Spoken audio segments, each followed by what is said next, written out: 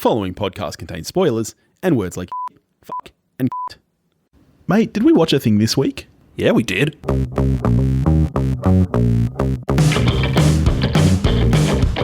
Hello, welcome to the show. Thank you for joining us here at We Watched a Thing. We're touched. We're touched, aren't we, Billy? I mean... That people would give up a part of their day to join us. Absolutely. It is touching. It is. Speaking of being touched, let's end our little contest now and pick out some winners for some merch. Should we pick a patron winner first? Do it. Okay, because we love our patrons. Let's see. Pick a number for me between 1 and 12. 10. Nice round one. 10? Excellent winner. I'm really happy with this. The 10th patron in the list, Julio. Julio, our good friend from the Contrarians. We love Julio. So, Julio, you get a mug or a shirt. You let us know what you want, and we'll send that out. Let's move over to people who left reviews. Pick a number for me between 1 and 17. How about 4? Here we go. Our winner is DDub417 from Tampa, Florida. Dave, his review says, I was looking for some podcasts about the movie Tenet, and I think these guys were the second one I listened to. Needless to say, I've been hooked since then and have been binge listened since. Felt I should write a review to say thanks and good on you. Thanks for that, Dave. Interesting, because I think Tenet is the root of most of our one-star reviews, isn't it? It absolutely is. So it's nice that we gained a real listener out of our Tenet episode instead of people who just think we were shitting on Nolan. Look, if it had been a more enjoyable film... No, we're not going back to that well. Do not bring Tenet up again, mate. We got a nice review. I gave Tenet a positive score. Just. I think we both did, didn't we? Yeah, it's fine. That movie's fine. It should just be totally more fun. Fine. All right, shall we talk about another movie that's just totally fine? And that possibly should be more fun. What are we talking about this week, mate? Well, yeah, speaking of things that should be more fun, the DCEU. Yeah. We are talking about the latest installment, Wonder Woman 1984. That's correct, which is a 2020 American superhero film based on DC Comics character Wonder Woman, sequel, of course, to 2017's Wonder Woman, and the 9th installment, that surprises me, in the DCEU. Film was directed by Patty Jenkins from a script that she wrote with Geoff, Johns and Dave Callaham, and it stars, of course, Gal Gadot, alongside Chris Pine, Kristen Wiig, Pedro Pascal, Robin Wright, and Connie Nielsen. And what is it about, Toph? It is about, it's about a pretty fucking wild villain. Yeah. Getting some pretty fucking wild powers. Yep. And because it's a superhero film, the Earth potentially basically ending, or at least human life ending. Yep. That obviously needs to be stopped. Yep. Yep. So, over to you, Wonder Woman. All right, let's get into it. Now, I believe this is the first in the new Warner Brothers model of dropping on streaming the same day. Did you get to the cinemas for this, or did you make the choice to watch it at home?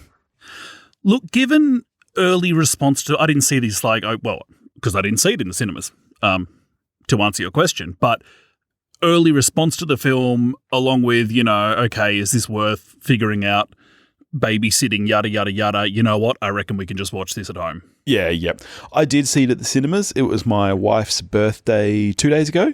So we had a little bit of a date day. We went out and saw this in the, the gold class premium lounge at our local Dendy cinemas, which was fantastic because, you get some food, you get some drink, and who cares if the movie's not great? So, spoiler alert, I still had a good time with the movie. I'll say that.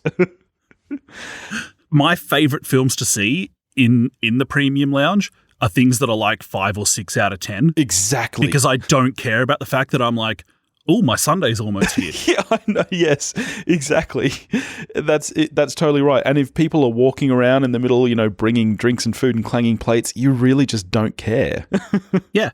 Or if at some point you really need to stretch out because you're watching a movie that is inexplicably like 2.5 hours long. Yeah. Why is this movie this long? Let's get to Billy Bingo. You know that I feel all movies should be 90 minutes. This movie in particular should not be longer than 90 minutes. This movie is way too long. It's too long, and it's not helped by the fact that in the spirit of Wonder Woman, first hour, quite enjoyable. Yep. not as good after that. And here's the thing for me. I've seen a lot of really, really bad reviews of this film. Like, really bad. Beth told me that she gave it a 3 and she thought she was being generous. Here's my thing with this. I think that people are forgetting that this is basically the same model as the first Wonder Woman film. Great beginning, decent, to okay middle, and then really, really, really falls apart in the last 45 minutes to an hour. To me, this felt very similar to the first Wonder Woman. I liked it about the same, I think. Look, I don't like it as much as the first one, but so yeah, I wasn't as high on the first one as a lot of people because that film really does. The finale.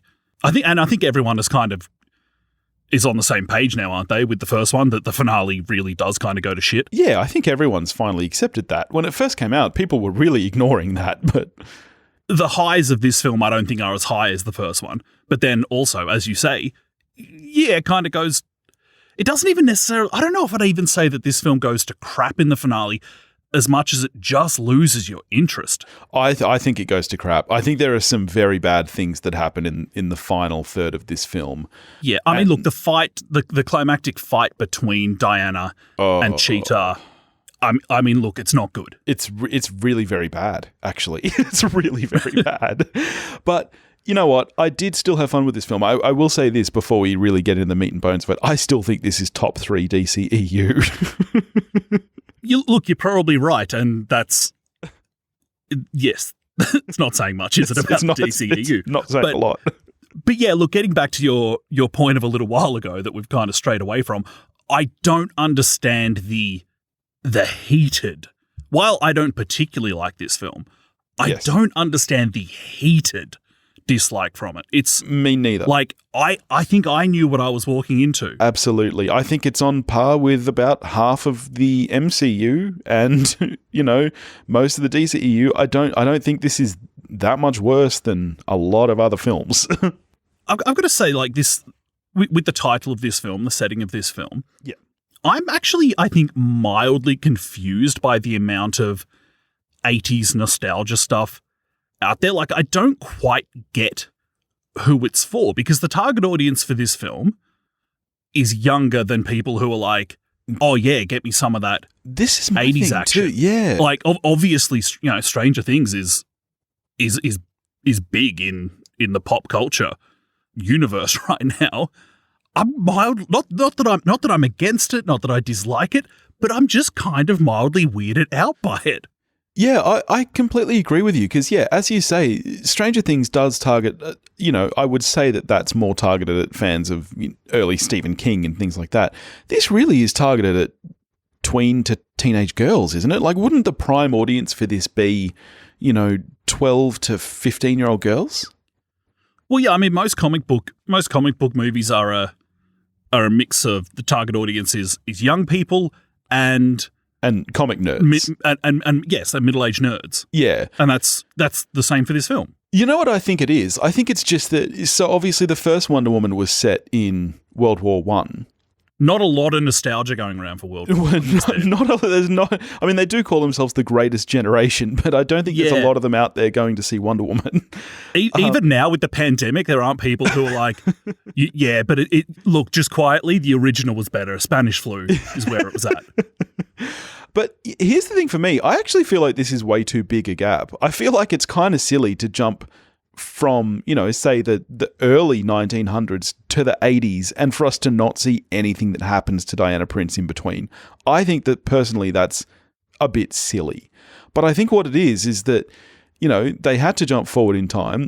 We've now seen Diana in, the 1910, 1920s and present day in the Justice League franchise. They had to jump somewhere in between. And I guess if, the 80s is probably the most fun era. They could have gone full 60s or 70s with it and made this, Wonder Woman Austin Powers, which I actually might have enjoyed that. I suppose also is the fact that the 1984 is actually, as much as we don't want to admit it, it's quite a long time ago. Yeah. Good choice, though, in making this film set before the other characters of the JL, if we can call it that, are around, because then you skip something that a bunch of the Marvel films, which you don't want to think too hard about the Marvel films, because how many of them, when they're not an Avengers movie, and there's like a world-ending threat, you're like, well, shouldn't this person have, Yeah, call the others. Yeah. Yeah. Whereas in this one, of course, it is just Diana Prince. So that's a good move to set this. And yeah, you can debate about when it should have been set, but it's very sensible to make this set decades ago, not just what's Diana doing now. Yeah, I agree. Absolutely. Yep. Diana's existence, or maybe more specifically, Wonder Woman's existence, is a bit strange at the beginning of this film. Like, I thought the same thing. She's going around stopping robberies at a mall. Like, she's got to be, so she's fucking bored, apparently. And she's getting rid of security cameras, so the world doesn't know about her. She's just a neighborhood do-gooder, which I was there watching this going, this opening scene in the mall, it's fun enough, but pretty small scale. I don't know, I want a bit more for Diana than stopping agree. a robbery at the mall. I agree, and I found it very strange that she seemed, the opening scene, right? I mean, after the little kid Diana, which we'll get back to, the mall scene, I found it strange that whole sequence started with, it was her saving a lot of people, like very small time stuff, even before we got to the mall. And yet people didn't seem to know who she was. It seemed like this was her daily routine, to just go around saving people from, very small catastrophes. Yeah, she's not in retirement. She's just going around being kind of like Bill Murray in Groundhog Day. Exactly. And is this what she's been doing for the last 60 years, and yet somehow people still don't know about her? Does she destroy that many security cameras? Yeah. I found it all a bit confusing. I agree. I found that whole concept very strange. Like, I didn't understand why they didn't just make her a known entity rather than nobody knows who she is. If this is supposedly her existence, I found it weird. Or that she really had just gone to ground. Yes. Yeah. I'll tell you what does make sense, though, is that after like 70 years, you're still pining after Chris Pine. Because you and Pine. I mean, you would be, wouldn't you? I don't know, man. He's got a bit of a strange face. Chris Pine. Amazing. Nah, mate. Nah. Amazing. Nah. The king of the Hollywood Chris's. Third best, Chris. Third best. No. Yeah, no. Hemsworth is above Pine. Top of the podium, Chris Pine. No way. No, not a chance. I don't even think Chris Pine thinks that. I'm not talking about who has the best rig. I'm saying, who do I want to watch on screen most? It's Pine. I still think Hemsworth. Hemsworth, I think, really, he does a great job of humor as well as, I don't know. Pine, a little bit dry for me, I think. I'm not here to take shots at Hemsworth. Love me some Hemsworth, but not as much as I love me some Pine. You know who I think is the most underrated, Chris? Topher Grace. The sneaky Chris. The sneaky Chris. That's right. He doesn't need to put Chris out there on Front Street. He's like, look, I'm Chris. I'm so Chris, I can use the back half of my name. I love it. Elsewhere, we have Kristen Wiig doing Kristen Wiig things. No, I have to say, let me say this before we move on from Kristen Wiig. I did not expect to enjoy Kristen Wiig in this film. I adore Kristen Wiig. I love her. I could not see it working. I think she was incredible. I think that she was the best thing about this film until they fucked her up with awful CGI cheetah. She was the best thing about this film. Yeah, you can kind of track how well the movie works, more or less, tracks the same as how well does Kristen Wiig work in the film, I think. That's right, because Pedro Pascal is always awful in this film. I like him usually. He's so bad in this film, and that's big disagreement coming up. That's because big disagreement coming up. That's it's not his fault. What he's given to work with is fucking abysmal. But Kristen Wiig really, for the first half of this film, does some great things. I didn't think she would be able to pull off a role that is quote unquote as serious as this. Now, yes, it's a very cheesy, very comic book role, but I did not see it working. It is deeply unserious. It is, but it's not comedic in the way that Kristen Wiig is known for. Absolutely amazing in this film. For the first half of this film, easily the best thing about it for me. And speaking of being amazing, Don't say Pedro Pascal. No way, no. Yes! He was so bad in this movie, mate. Pascal just turning it up to 11. Well, yes. As what a name, Max Lord. Yeah. And I mean, what else are you going to do with a character called Max Lord? Yes. I found it an absolute joy. I think he's hilarious. Look, again, I don't blame him for it because that role is... he's got nothing to work with. He's got no personality. The lack of development, the fact that we are supposed to believe in the final 5 minutes that he goes to save his son when it's been made very, very clear that he does not give a shit about this kid. Like, they could not make that any clearer. And yet we're supposed I disagree. to... No, piss off. No, I think that's actually pretty well established that the only thing that this guy cares about even remotely as much as his own success is this boy. No way. No, he hates the kid. He's constantly just wanting him out of his office. You think that he likes this kid? He's genuinely hurt when the kid hears him say that he doesn't have time for him. But he, you just said it. He says that he doesn't have time for him. He says he doesn't want him there. Every time he says at a time where the world is literally spiraling out of control that yes, at that moment, he doesn't have time for his kid. Even then, when he's completely right, he doesn't have time for his kid right then.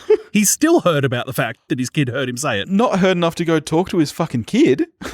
Well, no, the world's spiraling out of control, mate. No, mate. And it's hard to turn it up to 11 in a scene where you're like, sorry, champ, go play with a truck. Literally every time someone tells him that his kid is there, he yells about how he doesn't want him there. He yells out, I just had him. How many weekends are there? Like, come on, mate. You've just got a terrible reading of Max. No.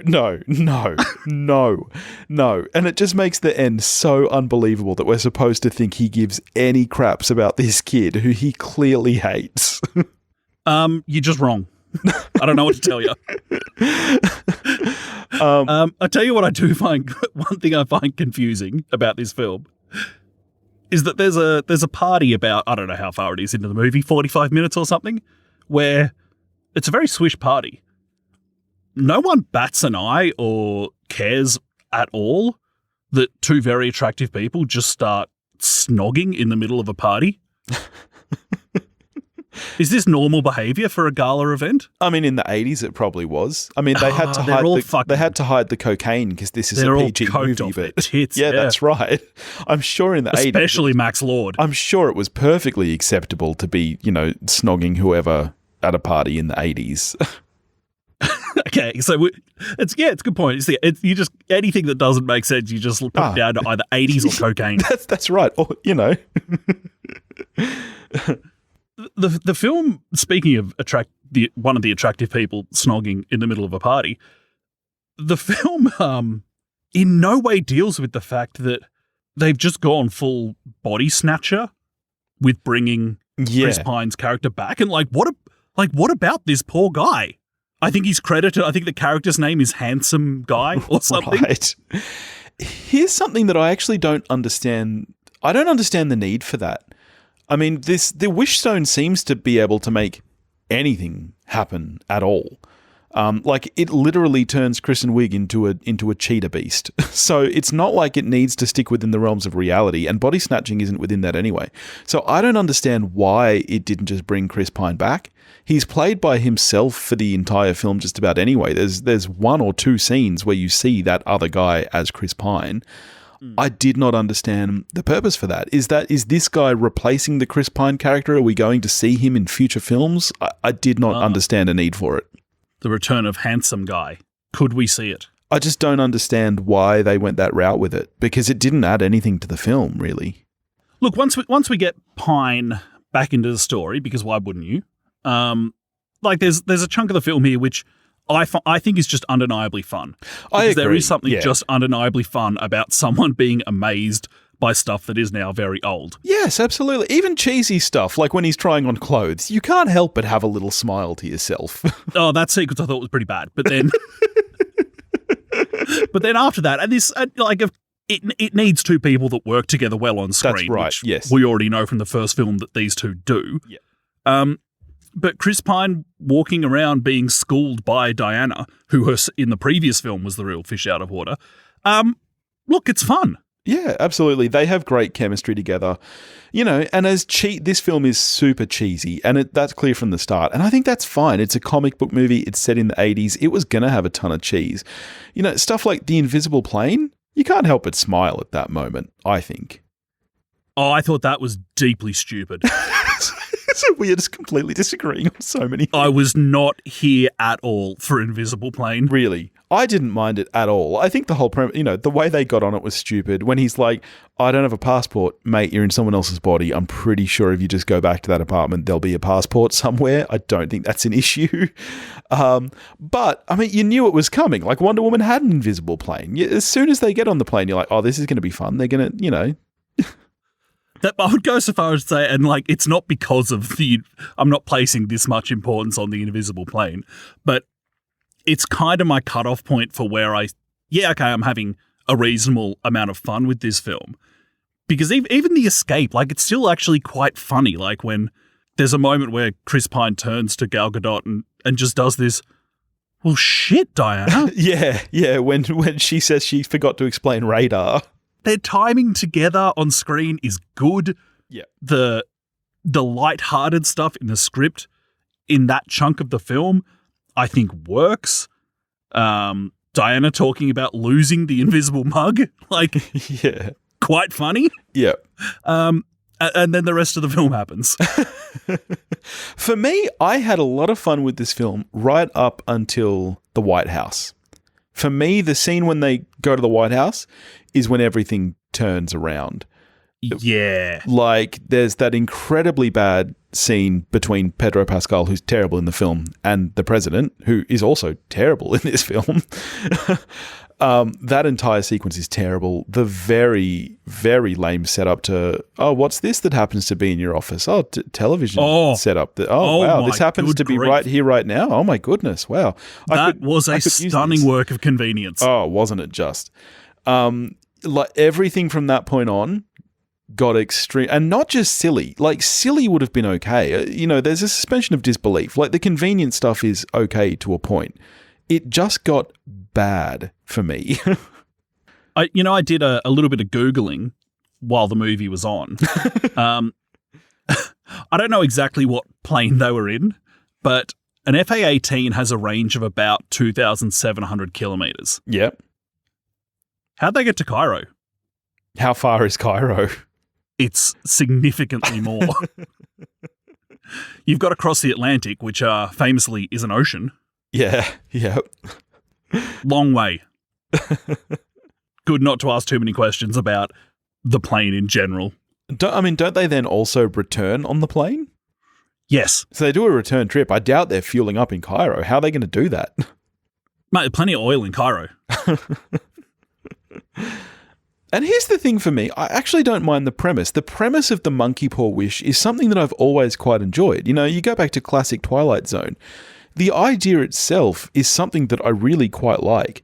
I don't think they did enough with it in this film, though. I don't think there's I didn't feel personally that there was ever any real risk associated with a wish. We don't see enough bad things really happen to anybody that it really feels like a substantial part of the story, I think. You just don't want to spend a lot of time thinking about it. You don't have to spend a lot of time thinking about it to go, so no one wished for world peace? Yes, exactly. Nobody wished for something good. That's just completely unrealistic when, he's supposedly giving the entire world wishes. Yeah. It just doesn't track. And even it's very convenient, Cocaine. Well, yeah, cocaine. And Diana she seems to lose her powers and gain them back fairly conveniently. She's not, she doesn't really lose them. Yeah, it's like she goes from not being able to bust a lock in one scene to then being able to race down a tank later. And it's like, well, hang on, were these things waning or are they just coming and going? Exactly. It's clearly not linear. Yes. Yep. Honestly, it's a part of the film I could just completely do it. I don't want Diana without her powers. Well, and we don't want no Chris Pine either. Yeah. The film is called Wonder Woman. Yes. I do want Diana to be kicking ass. Yes. Yeah. You know what else I really don't want is that awful cheetah. Yeah, not good. And here's the thing for me. I don't care if that is a character from the comic book. that's not this character. That's not the character they've set up. That transition does not feel in any way set up to me. At the point where she then further wishes to, I don't even know what it is she wishes that makes her a fucking cheetah. Like that just does not make sense, and what they do to it is so awful. That final fight is just one of the worst things I've ever seen. It's up there with like the early 2000s Catwoman film. Haven't seen it. Oh, you've made a very wise choice, my friend. I've always suspected that was the case. There's a really cool fight scene to be made there that is not these two swinging off things. Yes. Yeah. Really, really disappointing stuff. Can we go right back to the beginning? Because I feel like the very best scene in this film is the scene that we open with, which actually doesn't even have Gal Gadot or Chris Pine or anyone else in it. It's little Wonder Woman running that fucking marathon. That rocks. That was a good sequence. I think the studio wanted to cut it. I read that they wanted to cut either that or the mall scene, and I'm like, well, to be honest, if you're going to cut something, I think it should be the last 45 minutes. I think the first half hour is easily the strongest part of this film. I'll tell you what, I liked that child actress, that little Wonder Woman. Yeah, they didn't make her do too much because it was... I mean, yeah, she's not good. No, mate, no. Now you're just being harsh. I think that was easily the best action sequence. I think that it had some good heart to it. It did the most character establishment that any scene in the film did. I very much enjoyed the opening of this film. And in like true 80s fashion, it's like, okay, we learned a lesson and we move on. That could have just been the whole film. Yeah. Now Roll here's credits. some Coke.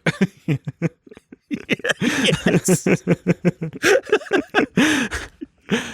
You took the shortcut. You don't get to win. Let's go do a line. I bet Diana could put back a lot. Yeah. Oh, yeah. Yeah.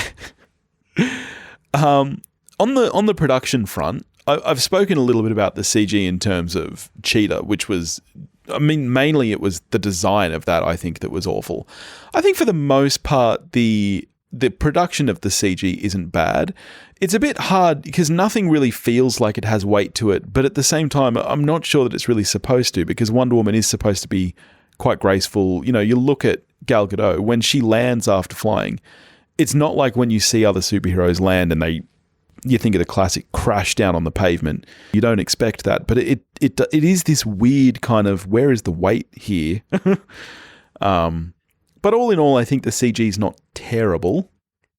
Yeah, it's a problem with a lot of CGI that you don't feel the forces of gravity at all. And that's the case, like in the car chase sequence. Yes. In Egypt, where even like I would say that it's an effect that I really quite enjoy, is seeing a superhero run faster than a car, like just at a really kind of base level. It's just cool. Yeah.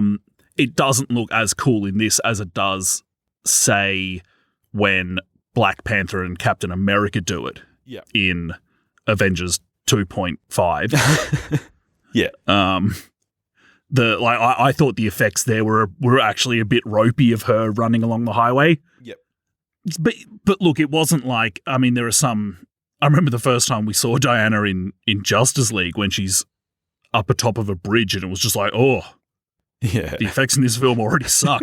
Yeah. There weren't moments like that for me in this film where I was just like, oh God, what am I watching? Yeah, I agree. I think the general cinematography isn't bad, and I mean, much like the first one, the score is great. Like it's Hans Zimmer. It's got that great Wonder Woman theme by Junkie XL. The score works. I thought that Captain Marvel went too far with this, but I do find it strange that this film does not lean into the time period music-wise at all. I did find that strange too. Not a single 80s track to be found. I did find that a bit bizarre. On the score front, 10 years ago, I probably didn't think this moment would come. I'm a bit over Hans Zimmer. You're a bit over his bwong. Just all a bit much, and you know what? I'm done. Do something new, please, Hans. I've easily been out-Zimmered before. I'm not a fan of his Christopher Nolan scores. I thought that this was a good balance of Zimmerness with actual musicality. I liked this one quite a bit. But I agree with you on Zimmer out-Zimmering himself. Tell you something I can't speak about at all is the post-credit scene because I didn't watch it. Ah, okay. There is no post-credit scene as such. I sat there waiting till the end because they didn't bring the lights up. There's nothing after the credits. What there is something literally a few credits in. So you don't know what it is? No.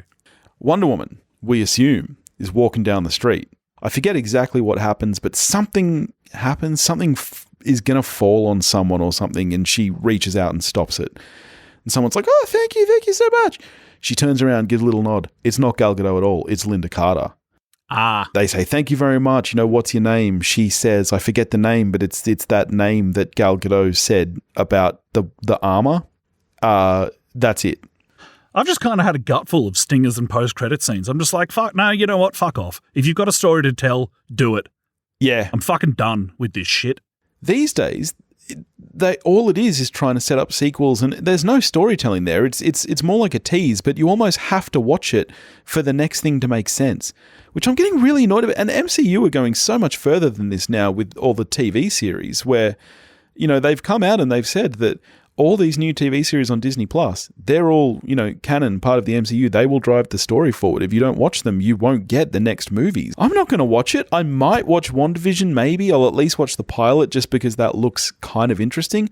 I'm certainly not going to watch anything about Hawkeye. I'll tell you that much. I could not give a toss about Hawkeye.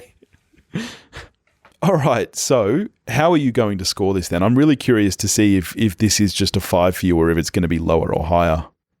If quality-wise the film ran in reverse order, I think both we and probably the whole world is a lot kinder to it. Yeah. If you start off crap but come good, because then you just walk out of a cinema feeling good. Yeah. With this, even though a decent chunk of this film I found enjoyable, unfortunately for the film, it's the first hour. And by the time the film ends, that was a while ago, especially because the film is far longer than it should be. So ultimately, yeah, I probably do find the film to be somewhat subpar. I'm a 4 out of 10. I don't think it's deeply shithouse. I just think it's not very good. Which, you know, interestingly, it's to the. I go back and forth with this with the real MCU heads in that I think it's to their credit that they don't freak out when they get a movie that's just not very good. They're just like, oh yeah, cool, watched it, move on. And also sometimes I'm like, geez, you will just give a tick to fucking anything, won't you? Like, you know, when Iron Man 2, Thor 2, these films that are, like, they're not good, but people did not lose their shit. Wonder Woman 1984 comes out, a film that's not very good, and people lose their shit. Yeah, but then you have to wonder about the biases. You certainly do have to wonder, don't you? I have the exact same sentiments as you, and my score would probably be the same, maybe even lower than yours, had I watched this at home. But I must say, I do have cinema bias because when you watch a movie at home like this, you really feel like it's wasting your time. You're like, I could be doing anything right now. Whereas I got to sit in a dark room. They brought chicken tendies to me. So yeah, I'm a 5 on this because I no matter how bad it got towards the end, I can't say that I didn't enjoy my time. And I really did like the first hour at least of this film. So pretty good DCEU film. Well, yeah, I mean, compared to DCEU films, yeah. Killing it. All right. What are we getting to next week, buddy?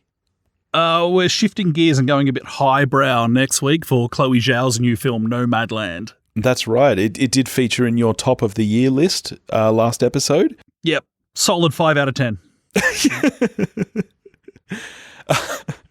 All right. Yeah, I'm looking forward to talking about that one with you.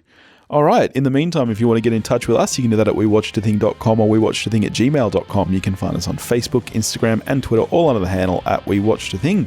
If you want to help support the show, you can do that at patreon.com/wewatchedathing, and we'll catch you next week.